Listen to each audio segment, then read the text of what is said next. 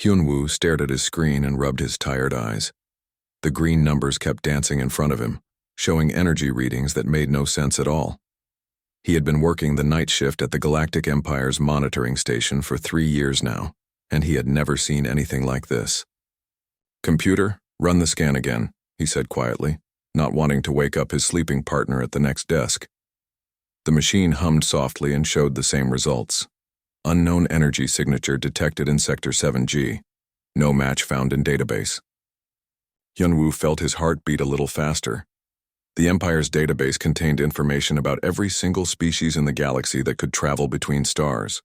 It had taken 3,000 years to build this database, and it was supposed to be complete. He picked up his communication device and called his supervisor. "Ma'am, I think you need to see this." Admiral Sunja arrived at the monitoring station. 20 minutes later. She was a tall woman with gray hair and sharp eyes that had seen many battles. The soldiers at the station respected her because she had fought in the border wars and never lost a single ship under her command. "Show me what you found," she said to Hyunwoo. The young officer pointed at his screen. "These energy readings appeared 3 hours ago. They don't match anything in our records." Sunja looked at the numbers and frowned. "Run a diagnostic on your equipment. This is probably just a malfunction." "I already did, ma'am. I ran it 5 times. The equipment is working fine." The Admiral studied the screen more carefully. The energy signature was unlike anything she had ever seen. It was too organized to be natural, but too different to be from any known civilization. "Where is this signal coming from?" she asked. "The Kepler 442 system, ma'am, but that's impossible." Sunja knew why he said it was impossible. The Kepler 442 system had been under attack by hegemony raiders for 6 months. The hegemony was a group of pirates and criminals who attacked trade ships and small colonies. They were dangerous but not very smart. They used old weapons and beaten-up ships. The Empire usually ignored them unless they became too troublesome. "Are you sure about the location?" Sunja asked. "Yes, ma'am. And there's something else." Hyunwoo's fingers moved quickly across his keyboard. "Long-range sensors are picking up debris in that system. Lots of debris." The main screen lit up with a wide view of the Kepler 442 system. Even from this distance, they could see clouds of metal and destroyed ships floating in space. Sunja had seen many battlefields, but this one looked different. The debris field was huge, much bigger than what a normal battle would create. "Call Donghyun to the station immediately," Sunja ordered. Donghyun was the best intelligence analyst on the station. He was a quiet man who spent most of his time looking at old battle records and trying to predict what enemies might do next. When he arrived, his hair was messy and he was still putting on his uniform. "What's the emergency?" he asked. Sunja pointed at the screen. "We need you to analyze these energy readings. Find out what kind of weapons could create this signature." Donghyun sat down at a computer and began his work. His fingers moved across the keyboard like a musician playing a song. He accessed the Empire's military database, which contained records of every weapon used in the galaxy for the past 3,000 years. After an hour of searching, Donghyun looked up with a confused expression. "Admiral, I've checked everything. These energy patterns don't match any known weapon system." "Check again," Sunja said. "I've checked 3 times. Whatever destroyed those ships in the Kepler system uses technology that we have never seen before." Sunja felt a cold feeling in her stomach. In her 30 years of military service, she had never encountered a truly unknown enemy. The galaxy was mapped, catalogued, and understood. Every species was known. Every technology was recorded. "How many ships were destroyed?" she asked. Donghyun looked at his readings again. "Based on the size of the debris field, I estimate at least 200 vessels." 200? Sunja couldn't hide her shock. "The hegemony doesn't have 200 ships in their entire fleet." "Actually, ma'am, I think those were the hegemony ships that got destroyed." Sunja stared at him. "What do you mean?" "The metal composition of the debris matches hegemony ship design. Someone else destroyed them, someone we don't know about." "The Sikhs?" Room fell silent. Hyunwoo stopped typing and looked up from his screen. Even the quiet humming of the computers seemed louder than usual. Sunja walked to the big window that showed the stars outside the station. She had always found comfort in looking at the stars, but now they seemed different. Somewhere out there was a force powerful enough to destroy 200 ships, and the Empire knew nothing about it. "Ma'am," Hyunwoo said softly. "What should we do?" Soonja thought for a long moment. The smart thing would be to report this to High Command and let them decide. But High Command was busy with the war against the Confederation, and they might not take this seriously. They might think it was just another small conflict between pirates. But Soonja had a feeling this was much more important than a pirate battle. Something had completely destroyed a large hegemony fleet using unknown weapons. That something was still out there. "I want you to contact Captain Mi Young," she told Dong-hyun.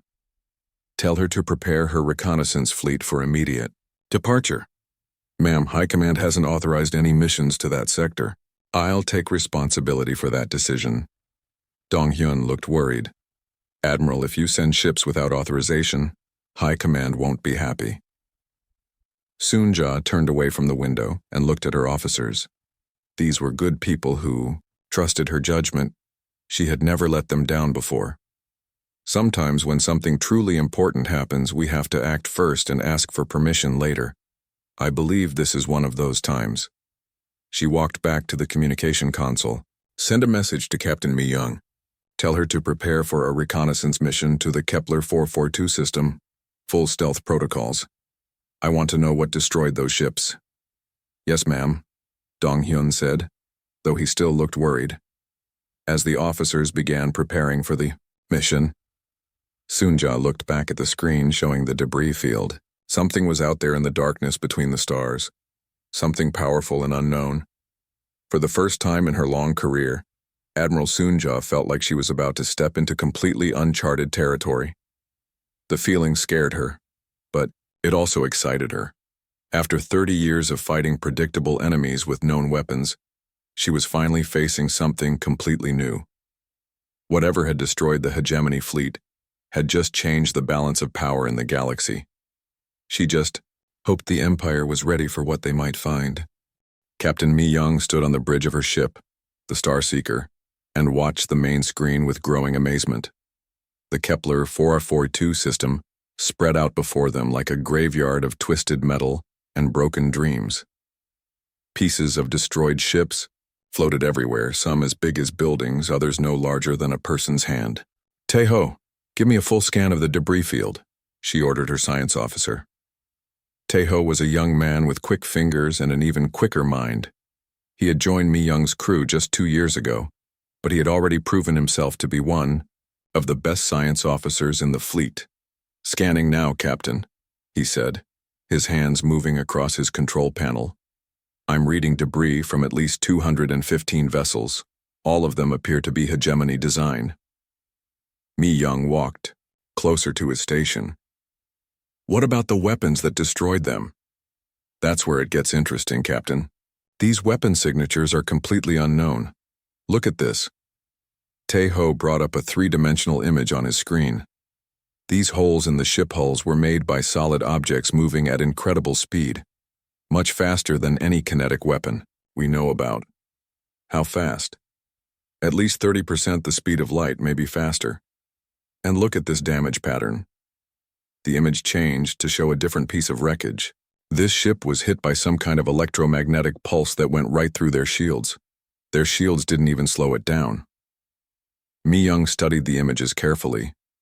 In her 15 years as a captain, she had seen the aftermath of many battles. But this was different. The damage was too precise, too complete. Whoever had done this wasn't just trying to win a battle. They were trying to make sure none of the enemy ships survived. "What about radiation signatures?" she asked. "That's the strangest part, Captain. I'm detecting traces of controlled nuclear fusion reactions. But not the kind we use for power. This looks like nuclear fusion was used as a weapon." Mi Young felt a chill run down her spine. Nuclear weapons had been banned by galactic treaty for over 1,000 years. Every civilized species in the galaxy had agreed that such weapons were too dangerous to use. "Are you absolutely sure about that reading?" "Yes, Captain. Whatever attacked these ships used nuclear weapons with a level of control and precision we've never seen before." Mi Young looked around her bridge, Her crew was young but experienced. They had all served together for several years, and they trusted each other completely, but she could see worry on their faces. "Captain," said her navigator, a woman named Hyejin. "I'm detecting ion trails leading away from the battle site. They're faint, but I can track them." "Which direction?" "Toward the edge of the system. The trails lead into uncharted space." Mi-young knew she should return to base and report what they had found. Admiral Sunja had ordered a reconnaissance mission, not a pursuit into unknown territory. But something about this situation made her curious. Whoever had destroyed these ships was still out there, and the Empire needed to know who they were. "Follow those ion trails, but keep us at maximum stealth," she ordered. For 3 days, they followed the faint trails through empty space. Their target stayed ahead of them, moving at a steady pace toward a region of space that Empire maps showed as lifeless. Mi-young began to wonder if they were chasing ghosts. On the 4th day, their sensors picked up a small ship. "Captain, we have contact," announced Hyejin. "One vessel much smaller than ours. It appears to be stopped." "Are they aware of us?" "I don't think so, Captain. We're still running silent." Mi-young studied the image on her main screen. The ship was strange-looking, with a design unlike anything in the Empire database. It was long and narrow, with what looked like solar panels extending from its sides. "Taeho, scan that ship. I want to know everything about it." "Scanning now, Captain. This is very unusual. The ship appears to be using primitive nuclear fusion for power, but their computer systems are extremely advanced, more advanced than ours in some ways." "What do you mean?"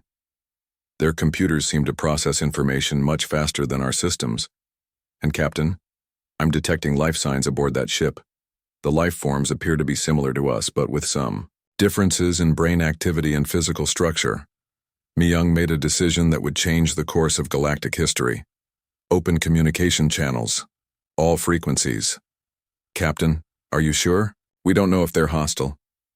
"If they were hostile, we'd probably be dead already. They destroyed 200 hegemony ships. They could certainly destroy us if they wanted to." The communication channel opened with a soft beep. At first, there was only silence. Then a voice came through the speakers. "Unknown vessel, this is Captain Jin Ho of the exploration ship Terra Nova. We have detected your presence. Please identify yourself." The voice spoke in a language none of them had ever heard, but their translation computers quickly worked out the meaning. Mi-young was surprised by how calm and friendly the voice sounded. "This is Captain Mi-young of the Galactic Empire reconnaissance ship Star Seeker. We come in peace." There was a pause, then Jin Ho's voice came back. "Galactic Empire? We haven't heard of your organization. What galaxy are you from?" Mi-young looked at Taeho with confusion. "We're from this galaxy, the Milky Way galaxy." "That's interesting. We're from this galaxy too, but we've never encountered your empire. My ship is from a planet called Earth. Have you heard of it?" Taeho quickly searched the Empire database. His face went pale as he read the results.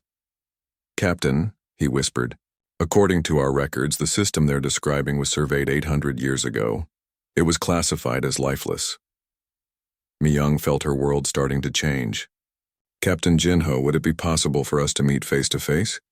We seem to have much to discuss." "Of course, Captain Mi-young. We would be happy to meet with you.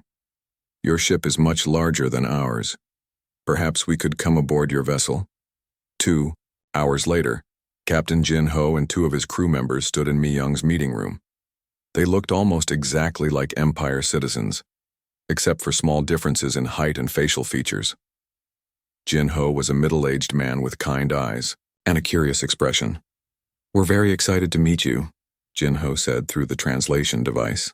"We've only been exploring space for about 50 years, and you're the first other intelligent species we've encountered." Mi-young almost choked on her drink. 50 years? But your technology seems so advanced." "We've been working very hard to catch up with the rest of the galaxy. We assumed there must be other civilizations out there." "Captain Jin Ho, we detected a large battle near the Kepler system a few days ago. Do you know anything about that?" Jin Ho's expression became more serious. "Oh, you mean the pirate attack? Yes, we dealt with that situation.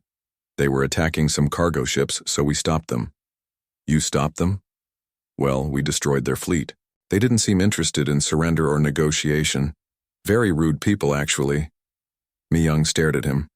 This friendly, polite man was talking about destroying 200 warships as if he had been cleaning up litter.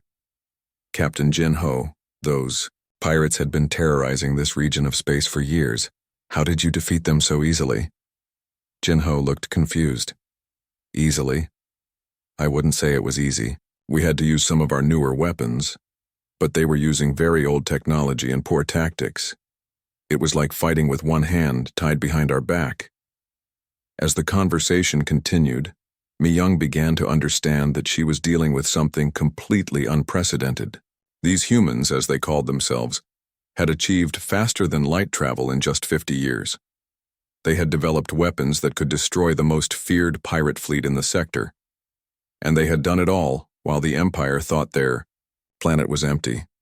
When the meeting ended and the humans returned to their ship, Mi-young immediately contacted Admiral Sunja. Admiral, you're not going to believe what I found. Emperor Changmin sat at the head of the Great Council table on Nexus Prime, the capital world of the Galactic Empire. Around him sat the most powerful beings in the galaxy, military commanders, diplomatic leaders, and intelligence chiefs from dozens of different species. But for the first time in his 20-year reign, the Emperor felt truly worried. Let me make sure I understand this correctly, Changmin said, his voice echoing in the huge chamber. We have discovered a species that doesn't exist in our records, from a planet we thought was dead, and they destroyed the entire hegemony raider fleet by themselves. Ambassador Yunji nodded from her seat near the middle of the table. She was a small woman with silver hair, but her mind was sharp as a blade. Yes, Your Majesty. Captain Mi-young's report has been verified by 3 independent sources. And how long did this species take to develop space travel? According to their own records, they achieved faster-than-light travel approximately 50 years ago. A murmur went around the table. Most species took hundreds or thousands of years to develop the technology needed for interstellar travel. 50 years was almost impossible to believe. General Wu Jin, the Empire's chief military strategist, leaned forward in his chair. Your Majesty, I've been studying the combat footage that Captain Mi-young provided. These humans fight in ways that violate every rule of civilized warfare. Explain. They don't follow the traditional combat protocols, sir. When the hegemony ships tried to surrender, the humans ignored the surrender signals and continued attacking until every enemy ship was destroyed. Changmin frowned. The traditional combat protocols had been in place for over 2,000 years. They ensured that space battles remained limited conflicts that didn't cause unnecessary destruction. When one side clearly lost, they would signal surrender and the winning side would accept it. Perhaps they simply don't know about the protocols, suggested Yunji. That's what I thought at first, Wu Jin replied. But I've studied their tactics more closely. They don't fight to win battles, Your Majesty. They fight to completely eliminate their enemies. It's like they view war as a problem that can only be solved by destroying the other side completely. The Emperor felt a cold feeling growing in his chest. Continue your analysis, General. I want to know everything about how these humans think. 3 days later, Ambassador Yunji found herself aboard a human diplomatic ship called the Harmony. The ship's design was simple but elegant, and the crew seemed friendly and eager to share information about their culture. The human diplomatic officer was a woman named So-hee. She was young and energetic, with bright eyes and a quick smile. She seemed genuinely excited to meet representatives from the Galactic Empire. We have so much to learn from each other, So-hee said as she led Yunji through the ship's corridors. We've been hoping to find other civilizations for decades. Tell me about your people's history, Yunji requested. How did you develop space travel so quickly? So-hee's expression became more serious. We've always been good at solving problems, especially when we're threatened. Our planet has seen many conflicts throughout history. What kind of conflicts? Wars, mostly. Big ones. We call our largest conflicts world wars because they involved our entire planet. Yunji was shocked. Your entire planet fought in single conflicts? Oh yes, several times. In our most recent world war, nearly every nation on Earth was involved. We call it total war because everyone had to participate to survive. Total war? Yunji had never heard this term before. Yes, it means that everyone fights. Not just soldiers, but entire populations. Factories, farms, research centers. Everyone works to support the war effort. The goal is to completely defeat the enemy so they can never threaten you again. Yunji felt her blood turn cold. In the Empire, wars were limited conflicts between professional military forces. Civilians were never involved, and the goal was, usually, to achieve political objectives, not to destroy the enemy completely. How many of these total wars has your planet experienced? Just 2 major ones, but they taught us important lessons about how to end conflicts permanently. That evening, Yunji sent an emergency message to Emperor Changmin. Her report was marked as highest priority classification. Meanwhile, on Nexus Prime, Intelligence Officer Kyung-soo was conducting his own analysis of human culture. He had been studying all available information about human history, technology, and social organization. What he found disturbed him greatly. "Your Majesty," he said during a private meeting with the Emperor, "I believe we may be dealing with a species that is fundamentally different from any other intelligent life in the galaxy." "In what way?" "Every other species we know developed civilization through cooperation and negotiation. They learned to resolve conflicts through diplomacy and limited warfare. But humans seem to have developed through constant, brutal competition." Kyung-soo activated a holographic display showing charts and graphs. "Look at this timeline of human development. They've been fighting wars continuously for their entire recorded history. Not small conflicts, but massive wars involving millions of casualties." Changmin studied the data with growing alarm. "How did they survive as a species?" "That's just it, sir. The constant warfare didn't weaken them. It made them stronger. Every time they faced a threat, they developed new technologies and strategies to overcome it. War isn't just something they do occasionally. It's how they've learned to solve every major problem." The Emperor stood up and walked to the window of his office, looking out at the peaceful city below. "What are you trying to tell me, Kyung-soo?" "I'm saying that when these humans encounter a problem, they don't look for compromise or negotiation. They look for ways to eliminate the problem permanently, and they're very, very good at it." The next morning, Changmin convened another emergency council session. This time, the mood in the room was much more tense.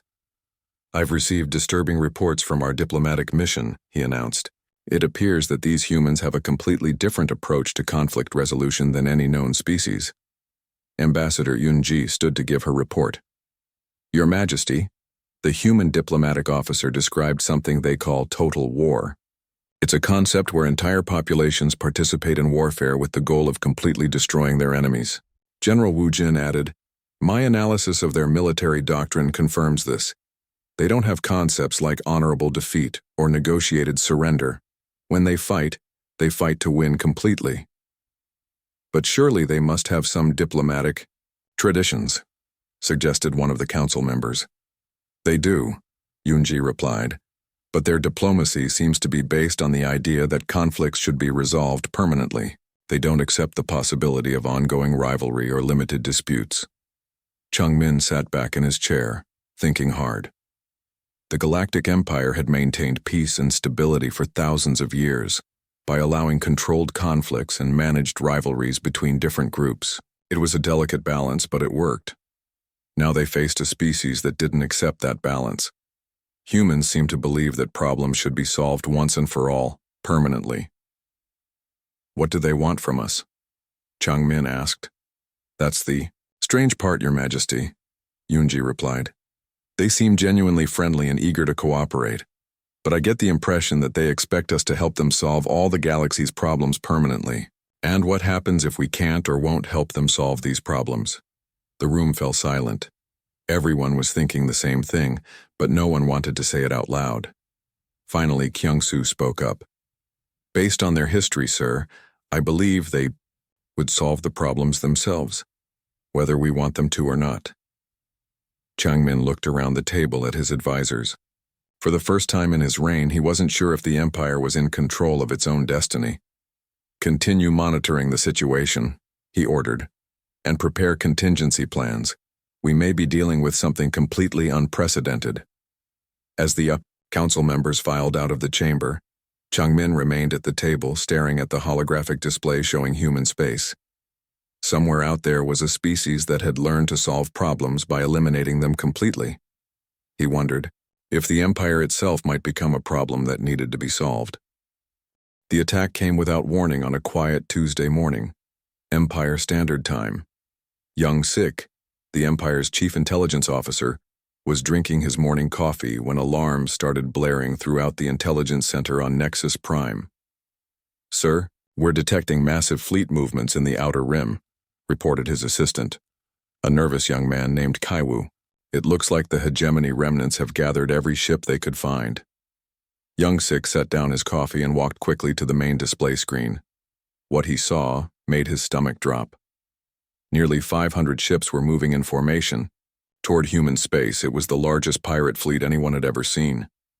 "How did they gather so many ships?" he asked. "Intelligence suggests they've been recruiting from every criminal organization in the sector, sir. They're calling it a revenge mission for their destroyed brothers." Young Sik immediately opened a communication channel to Emperor Changmin. "Your Majesty, we have a situation. The hegemony is launching a massive attack on human space." "How massive?" came the Emperor's voice. "Nearly 500 vessels, sir. They want revenge for what the humans did to their fleet." There was a pause. "This could be useful, Young Sik. We'll finally get to see what these humans can really do when they're seriously threatened." "Should we warn them, Your Majesty?" "No. Let's see how they handle this on their own."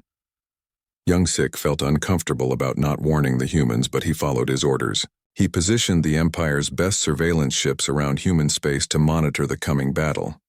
In human space, Admiral He Wan was having her morning briefing aboard the battleship Indomitable when her communications officer brought urgent news.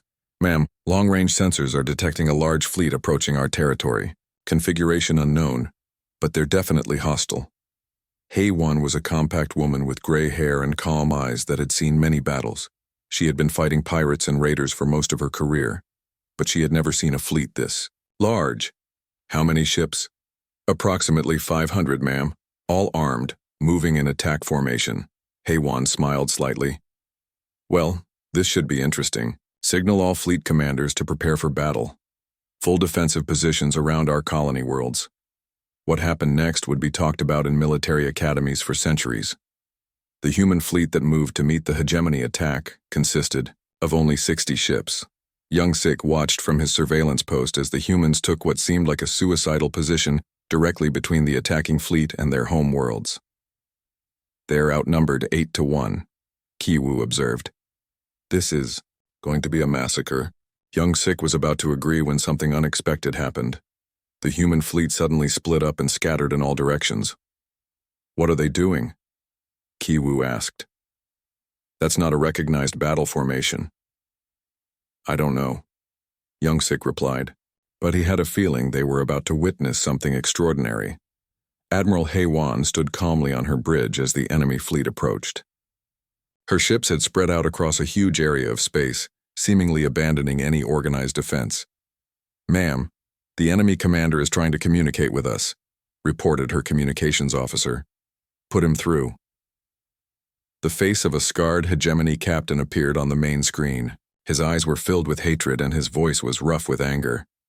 "Human scum, you destroyed my brothers without honor. Now we will show you what real war looks like. Surrender now and we might let some of you live." He Wan looked at the pirate captain with mild interest. "I'm sorry, but surrender isn't really something we do. Would you like to reconsider your position? You're outnumbered 500-60. What can you possibly do against us?" He Wan smiled.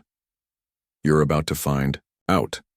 The battle began with the hegemony fleet charging forward in a traditional attack formation. Young Sik expected to see a typical space battle with ships trading fire at long range until one side retreated or was destroyed. Instead, he watched something that defied all military logic. The human ships didn't engage in direct combat. Instead, they released thousands of small objects that spread out like a cloud in front of the advancing enemy fleet. "What are those?" Kiwu asked. "I don't know, but they're moving very fast." The small objects were actually automated drones, each one carrying a nuclear warhead and enough intelligence to select its own target.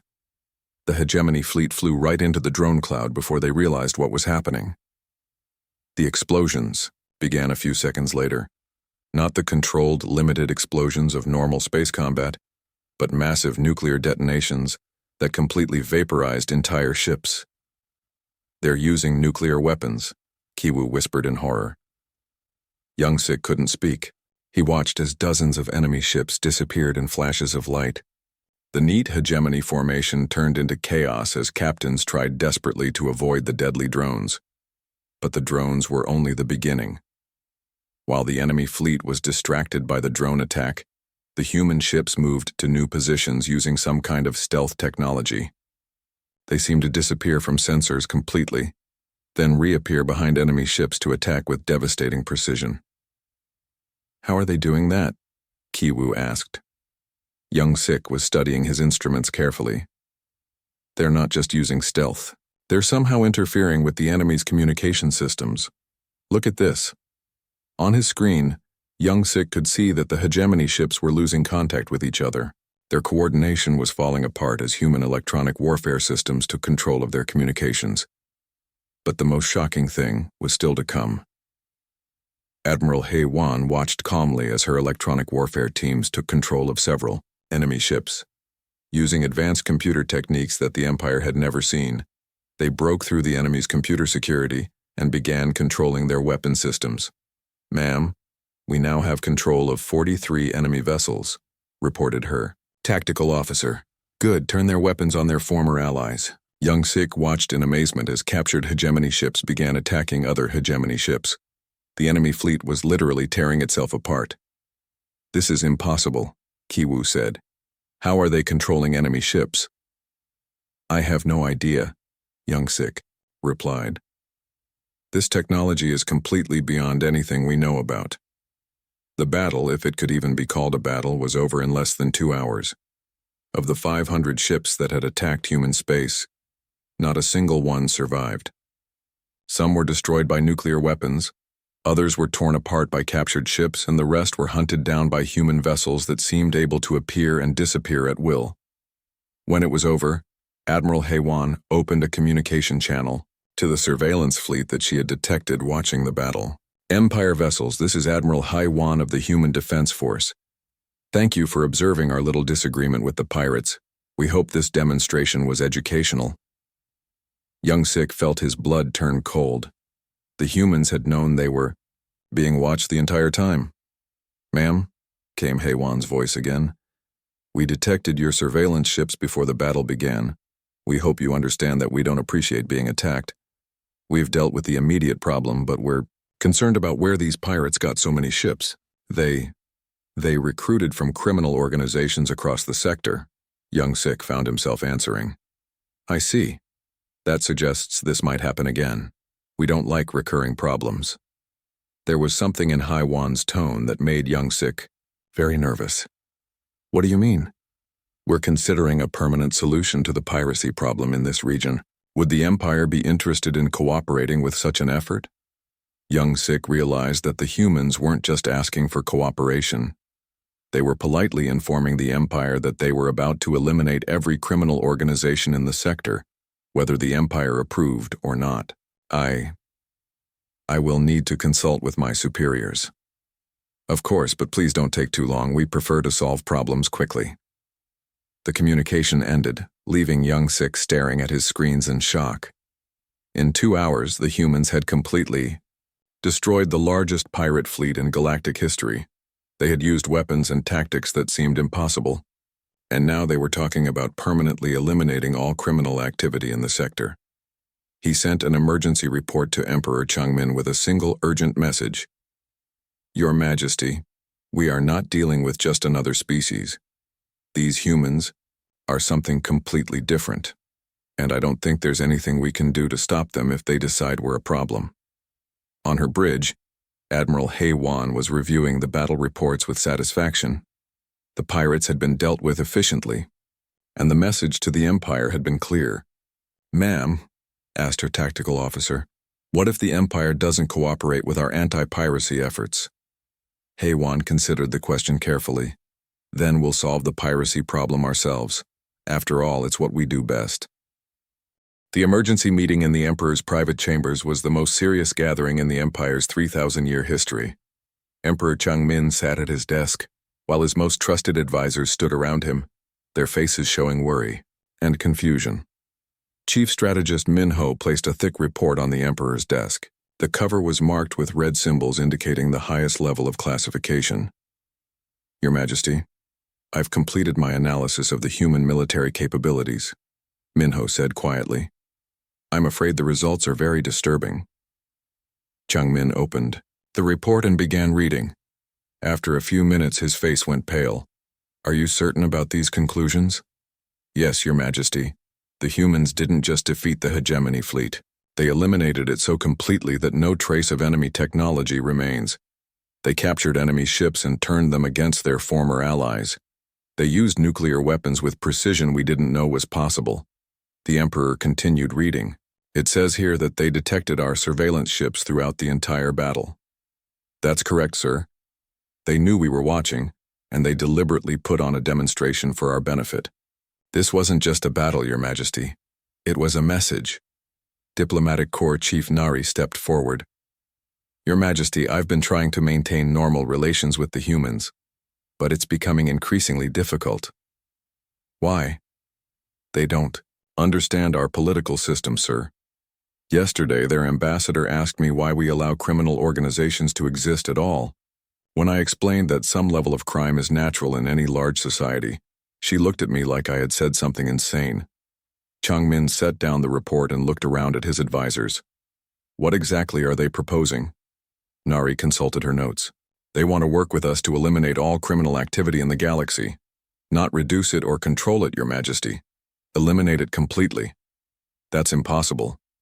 I tried to explain that to their ambassador, but she didn't understand why it was impossible.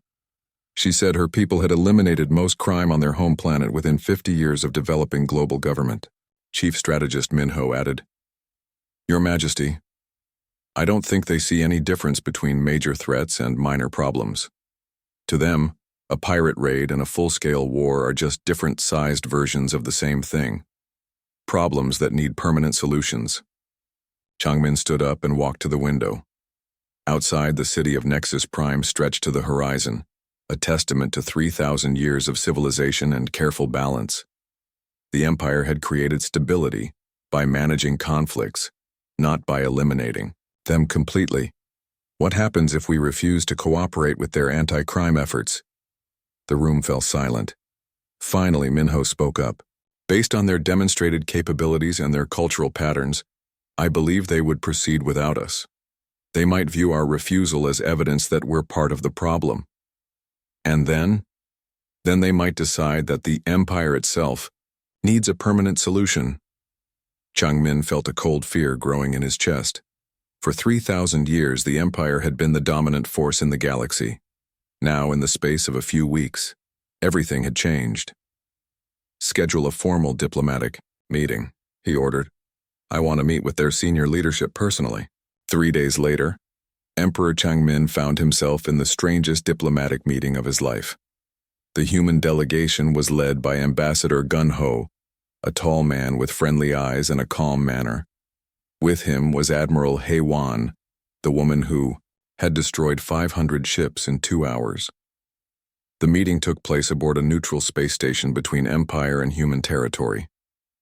Changmin had brought his full diplomatic escort, including guards and ceremonial attendants. The humans had brought 3 people and a briefcase. "Your Majesty," Gun Ho said through the translation device, "thank you for agreeing to meet with us. We're very excited about the possibility of working together. Ambassador Gun Ho, I must be direct with you. My advisors are concerned about your people's approach to conflict resolution." "Oh, you mean our tendency to solve problems permanently? Yes, we can understand how that might seem unusual to you." Admiral HFY opened the briefcase and pulled out a holographic projector. Your Majesty, if I may, I'd like to show you something that might help explain our perspective. The projector created a three-dimensional map of the galaxy. Thousands of red dots appeared scattered throughout Empire space. What are those? Changmin asked. Criminal organizations, pirate groups, smuggling operations, and terrorist cells currently operating in your territory. Heiwan replied calmly. We've identified over 10,000 separate criminal enterprises. Changmin stared at the map. He knew there were criminals in the Empire, but he had never seen them all displayed like this. How did you gather this information? We've been monitoring galactic communications for the past month, Gunho explained. We wanted to understand the scope of the problems we might be able to help solve. You've been monitoring our communications? Just the criminal networks, Your Majesty. We're not interested in your private or political communications. Changmin looked at his advisors, who seemed as shocked as he was. The humans had somehow identified and tracked thousands of criminal organizations in just 1 month. What do you propose to do with this information? He asked. Admiral Heiwan touched a control on the projector, and the red dots began disappearing one by one. We can eliminate all of these organizations within 6 months, she said matter-of-factly. The question is whether you'd like us to coordinate with your security forces or handle it independently. Eliminate? You mean arrest? No, Your Majesty. We mean eliminate. These organizations exist because they profit from causing harm to innocent people. The permanent solution is to make sure they can never harm anyone again. Changmin felt his worldview shifting underneath him. Ambassador Gunho, what you're proposing would change the fundamental nature of galactic civilization. Yes, Gunho replied with a smile. We hope so. We don't understand why intelligent beings would choose to live with problems they have the power to solve. But some level of conflict is natural. Different groups have different interests. There will always be some level of disagreement and competition. Disagreement and competition are fine, Your Majesty. We have plenty of both on our home worlds. But organized crime, piracy, and terrorism aren't natural. They're artificial problems that can be eliminated through proper application of force and technology. Changmin looked around the room at his advisors. For the first time in his reign, he wasn't sure what decision to make. What if we prefer to handle these problems using our traditional methods? Admiral Heiwan and Ambassador Gunho looked at each other for a moment. Your Majesty, Gunho said carefully, we respect your right to govern your territory as you see fit, but we can't allow criminal organizations to use your space as a base for attacks against our people or our allies. And if they do, then we'll solve that problem permanently, with or without your cooperation. Changmin realized he was at a turning point in galactic history.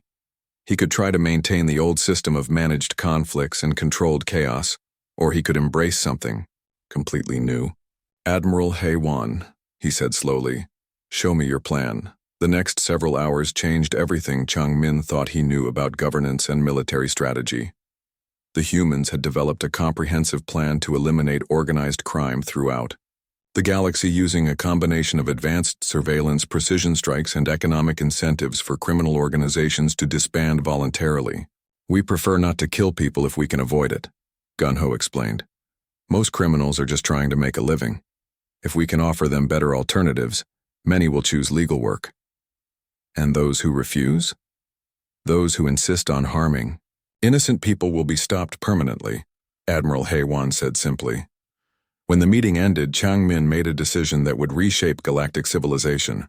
Ambassador Gunho, the Empire will cooperate with your anti-crime initiative, but I have one condition. What condition, Your Majesty? I want to learn how your people think about problems. I want to understand how you achieved so much in so little time. Gunho smiled broadly. Your Majesty, we would be delighted to share our knowledge. After all, the galaxy is a big place. There are probably many problems we haven't even discovered yet. As Changmin returned to his ship, he looked out at the stars and thought about the future. For 3,000 years, the Empire had maintained order through careful balance and controlled conflicts. Now, thanks to the humans, they might actually achieve something no civilization had ever accomplished: genuine peace. The thought both excited and terrified him. But as he had learned over the past few weeks, the humans were very good at solving problems permanently. Perhaps it was time to let them solve the galaxy's problems too. 6 months later, galactic crime rates had dropped by 97%. Pirates, smugglers, and terrorists had either accepted legal work or simply disappeared. The remaining 3% were being actively hunted by joint human empire task forces. Emperor Changmin stood in his office, looking out at a galaxy that was more peaceful than it had been in recorded history. On his desk was a report from Chief Science Advisor Jun Seo about human innovation methods, and a memo from Admiral Sun Jia about the military reforms that were transforming the Empire's defense forces.